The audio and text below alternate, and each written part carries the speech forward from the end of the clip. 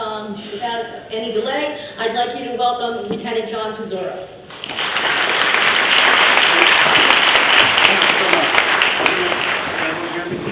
Everyone hear me? I'm going to move around a little bit. It's what I do. What I'm going to have everyone do is I do this with audiences. Do me a favor. Everyone take your hands and clasp them together. You'll have one thumb over another, right? You'll have the right thumb or your left thumb over your right. So who here has your right thumb over your left thumb? Raise your hand. Okay? Keep that thought. Who has the left? All right? Now, I got good news for people that have the right thumb over their left. If the right thumb was over the left, you people will have a phenomenal love and sex life. Yeah.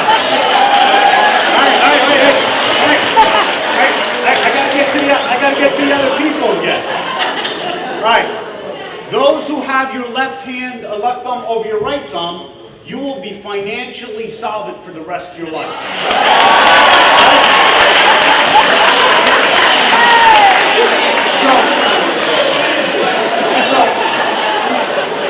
We talk about money, right? Money, sex, right? What I want everyone to do is just switch your thumbs. Does it feel normal? No. It feels awkward, right? What I'm going to talk about is something a little different. Something a little different than we're used to. Over the last 20 years or so, as Carol was saying, I spent time in homicide, corruption, organized crime, and at some point, I was sitting on my couch playing video games because I was completely burnt out and shot. And I didn't realize why I was shot. Completely numb, didn't want to go out, didn't want to do anything. The experience that we have and the things that we encounter can wreak havoc on us later in life. During that time period, over the last couple years, I've read about 350 books in the last couple years, which, by the way, is the biggest rush of dopamine that you can get is from changing a disempowering behavior to an empowering behavior. So what I started doing is I started talking to people about neuroscience, NLP, neuro-linguistic programming, Haven, all about how the brain and the brain patterns work and how they affect us. And as I started working in the Crimes Against Children unit, or the Internet Crimes Against Children unit, there is no more horrific crime than what happens to a child. And everything affects us completely differently. And it's something that we have to be cognizant of, but it's also something that we have to take a look at. There are remedies.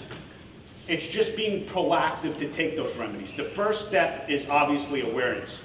I mean, who's here who's heard a story that's been so horrific that you go home to either your significant other, to your friend, to your family, and you just don't want to talk about it? Or you see something right in front of you that is just so unsettling. I mean, I remember going to a search warrant once, and it was Christmas time, and this is when I was doing narcotics investigation. And the parents hid the drugs in the kids' Christmas presents, which we found. I got to tell you, that bothered me for weeks. Seeing now kids, now it's Christmas time because of the parents hiding the drugs in their Christmas presents, and that's where they were, and that's where we found them when we unwrapped them.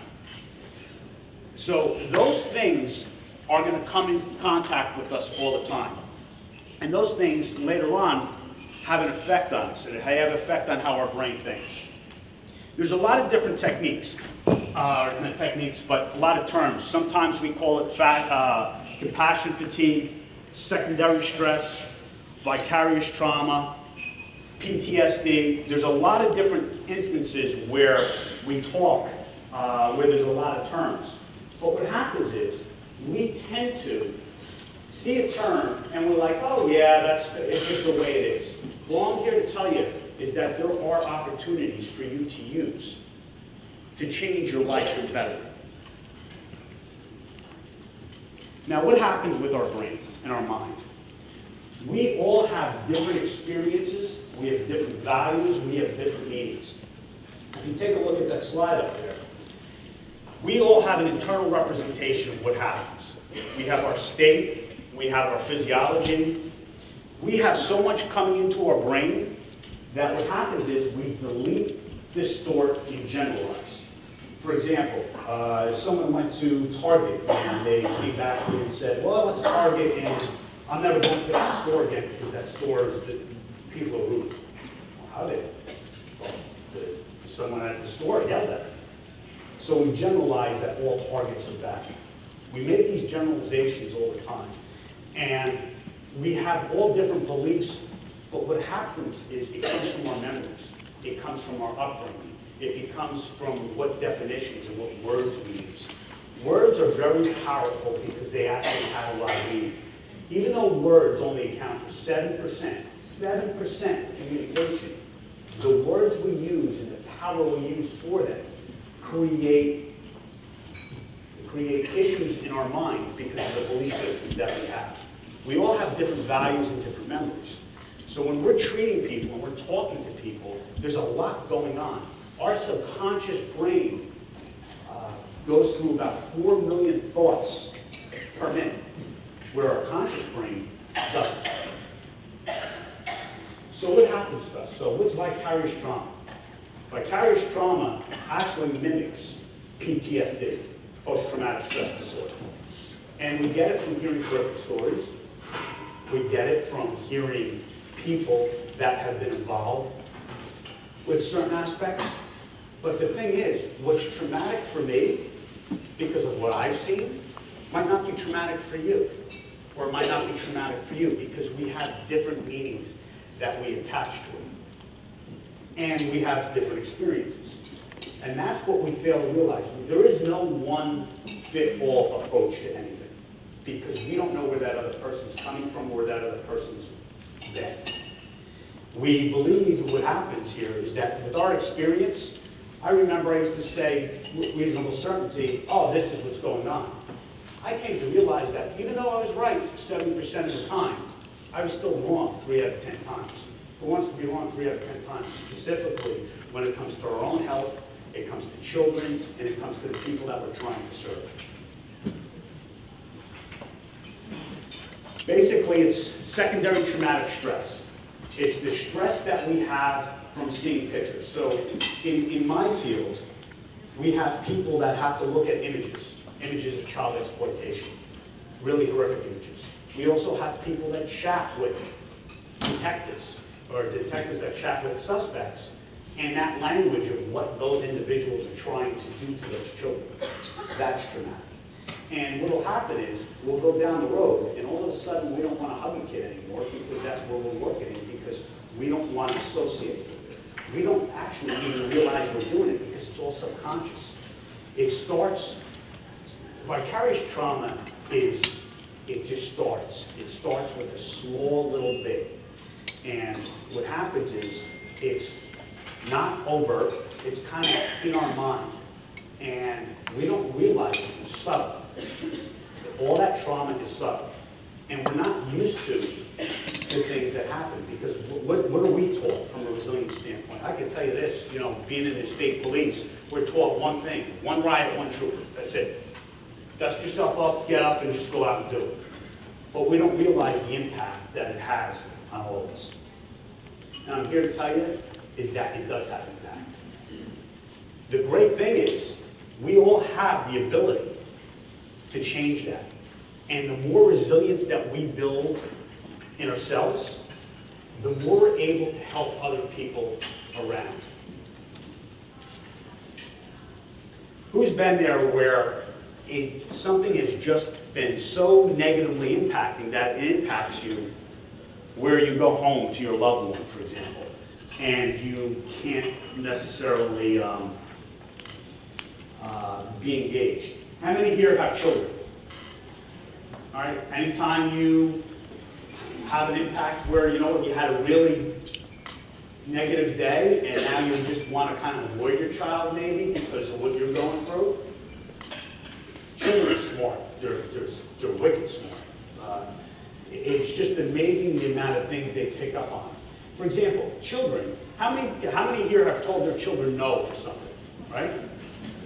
And what do they say? They keep asking, and they keep asking, and they keep asking. They don't stop.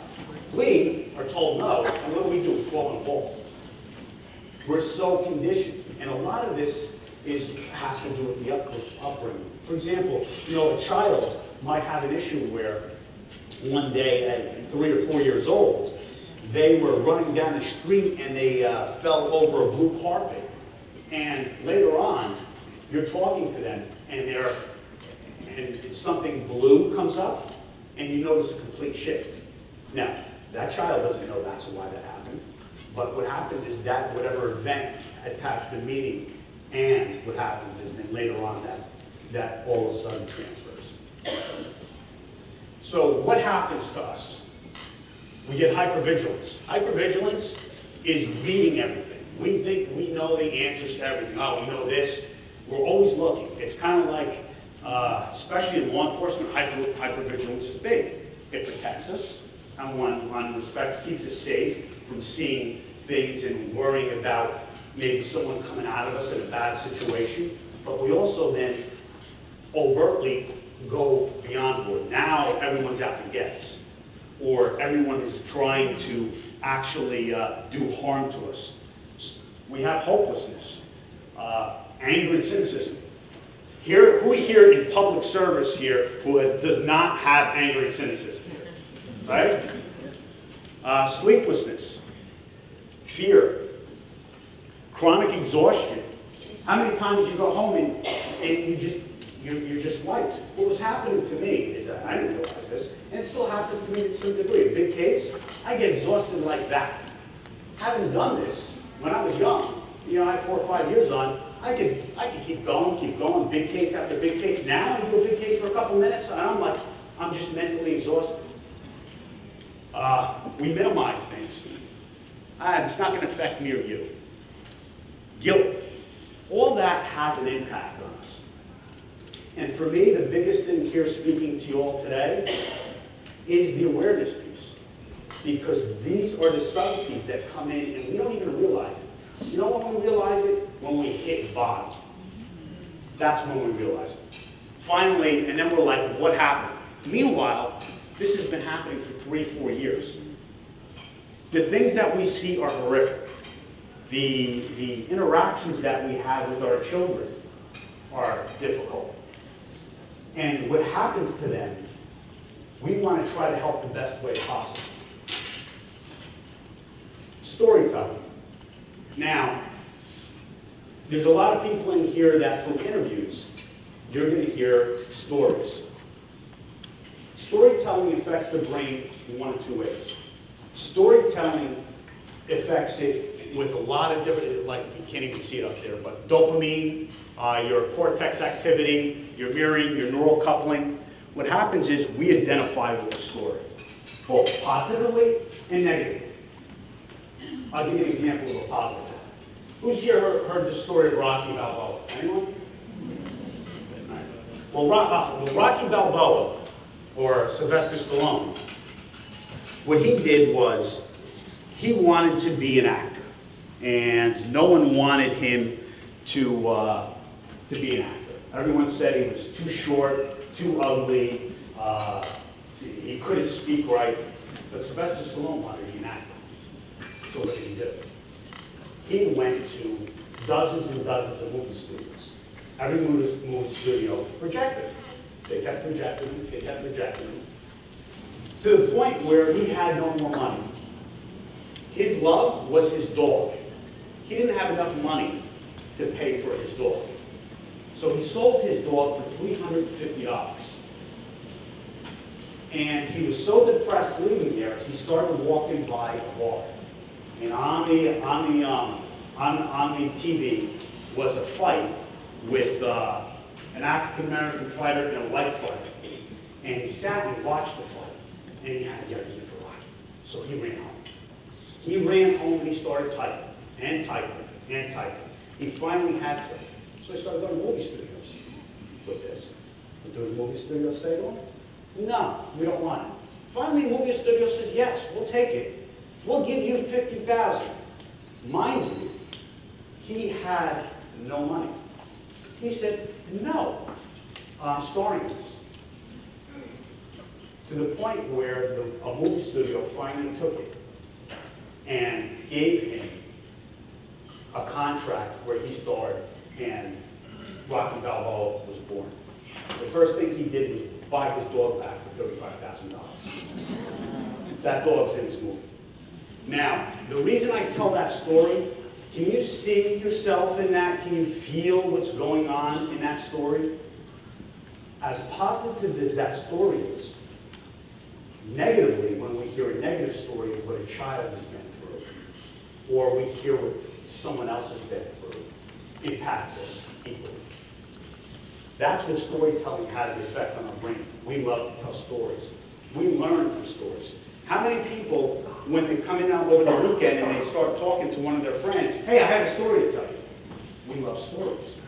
But the thing is, those stories, positively and negatively, both impact us. So let's look at our brain.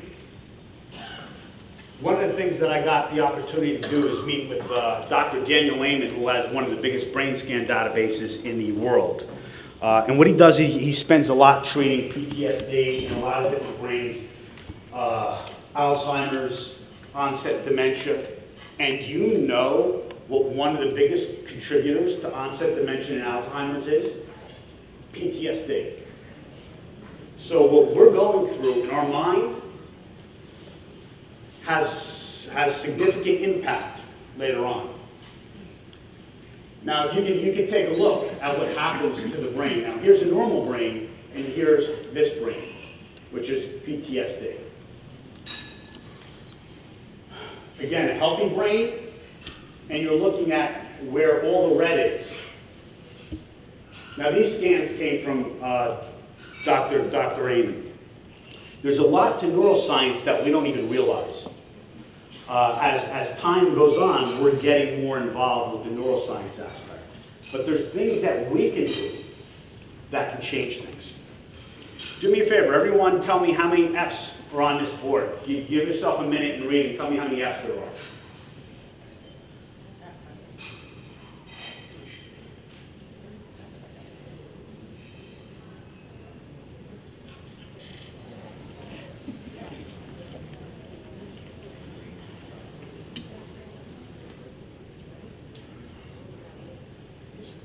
All right, how many have 3 F's? How many have 4? How many have 5? How many have 6? There's 6 F's up there. And what do we normally miss? O's.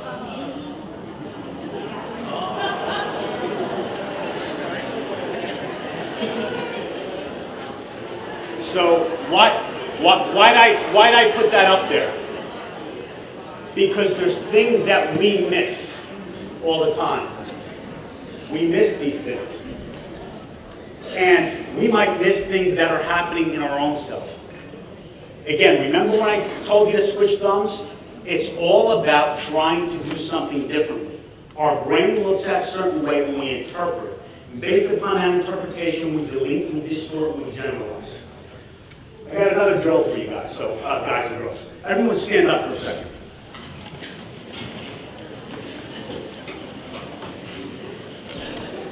All right, now I'm going to have you guys and girls just spread out a little, because what I want everyone to do is I want everyone to follow me, and I want everyone to point their finger straight ahead.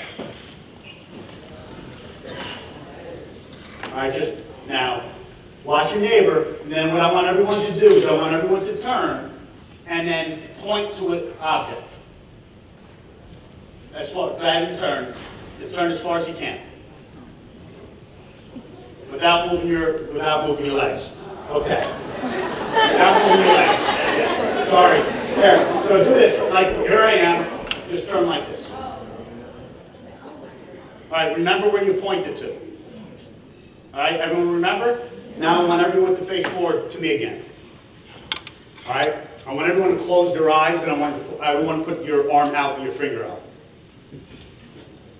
Now I want you to imagine yourself turning. Don't turn until I tell you to.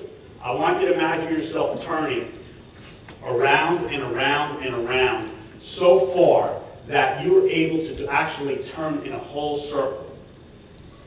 Now think about it. I want you to visualize it. I want you to think about it. I want you to think about how easy it is for you to turn and go further and further and further than you ever went before. All right, one more time. I want you to just breathe in and breathe out. And I want you to visualize yourself turning. You're actually like an owl. You're actually able to turn your head and turn your torso all the way around. Now, what I want everyone to do is turn as far as they can. Open your eyes and turn as far as you can. And point. Keep going, keep going, keep going, keep going, keep going, keep going. All right, how many people have turned way further than they did before? Our mind and our brain tricks us.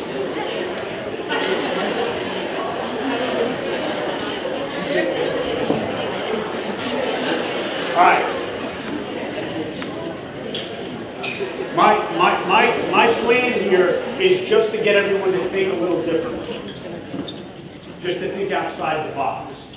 Because that's what I've been doing for the last 5 years. I've been modeling people that have been doing this stuff outside our normal environment. Our amygdala in our brain, this slide's up here, our amygdala, when we have fear and anxiety, releases norepinephrine and cortisol. So think about it this way. If you're in an argument with someone and you hear a door slam, you're going to shudder. Let's say you shudder. And every time you hear a door slam, you hear that shudder. Well, what happens is the amygdala releases norepinephrine and cortisol, which encodes your brain to trauma. Encoding a trauma. What happens is we have auditory, gustatory, olfactory, visual, and touch. These are all our senses. They all impact us. Who here has not been able to drink something again after getting sick? Right? Why is that? It's because of the actual smell that triggers that. So there's things that actually trigger things. What do we need for traumatization? We need 4 things. We need the event that happened. We need the actual landscape, the meaning, and the escapability. Without all 4, you're not going to have encoded trauma.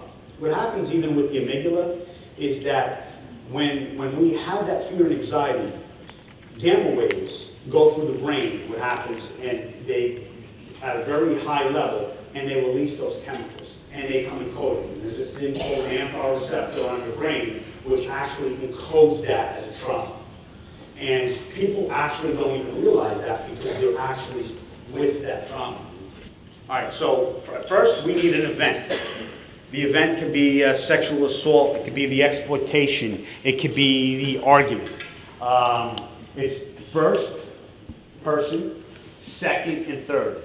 And what do a lot of people here have? Second and third. The responses produces an emotional, it produces a wave into the brain. We have content, it can be learned, innate, escapable, but here are some of the things that unconditional stimuli. Abandonment, being killed, heights, suffocation, being trapped, open spaces, creepy crawly things, darkness and nighttime. Here's the most important thing. The meaning we attach to something is the way trauma really exists. If we say that's really horrible, well, guess what? It's really horrible. All right, so if we look at what happens to a child, we can look at it 2 ways.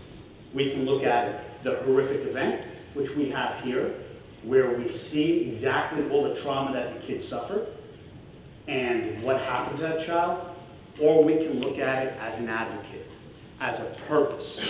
This is how to get over something, that we see something that we were able to help a child adapt or overcome or help their lives in such a great way that that's what that meaning means. So we look at it 2 different ways. If we look at it how it is here, or we look at the intention, and again, it's the meaning we give things. For example, I don't use the word problem, right? Because problem has a negative connotation. I use challenge. I change my vocabulary, I change word conscious. So in neurolinguistic programming, the words you choose in that meeting actually has a big sense of what happens to you. When I say, if I see something, I always say, isn't that interesting? Now, I don't give that power and I don't give that meaning, because if I gave it meaning and said that's really effed up and oh my God, if I give it all that, well, guess what's going to happen? That's going to encode that way. So what I try to do from a resilience standpoint is that I don't give it that definition, but I look at it for what I'm doing and the purpose that I'm creating and how I'm helping people. When you look at it that way, you can only interpret it that way. But it's based on, it's physical, it's personal, it's public. All right, we're talking about what happens to you, like even attachment, pets, possessions, religion, public, loss of status, loss of cultural identity, shunning, loss of reputation. A lot of these, that meaning, it's kind of like, I'm divorced, my life is over. My pet died, I'm never going to be able to survive.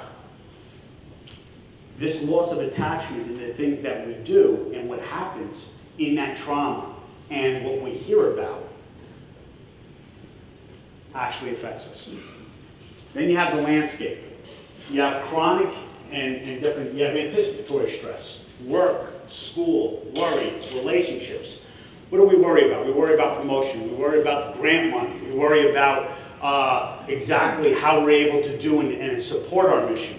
No one's listening to us. All those, again, they're subtle, but they increase our stress, because if I don't have the monies to go out and actually effectively do what I need to do to support, let's say, my owner's house, and I don't have the money to actually support the children, it's going to have another worry, because now on top of the trauma do I see here, I can't help them because I don't have the money to help them, and now I'm worried about the money. But it's all circular, and it's all the same thing.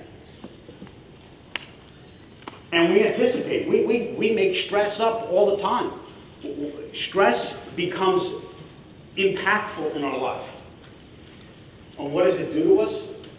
Pain, cultural disability, illness, inherent biological conditions leading to vulnerable or resilient landscapes. Now, a vulnerable landscape, someone who has low self-esteem, overly empathetic, difficulty in regulating emotional responses, anxiety, OCD, substance abuse. If you're not resilient and you don't use the tools that you have, this is what happens. Because what happens is you are dictated by your environment, you're not dictating to the environment. Now, I can tell you this, I've seen things that I wish no one could see. And I'm sure everyone in here has seen things that they wish no one could see. But the question is, do you become a victim to that, and you let that create an environment, or do you control that environment? And really, it's just a mental shift. It's a shift in your language, it's a shift in your wording, it's a shift in belief, and the meaning that you use. Resilient landscape.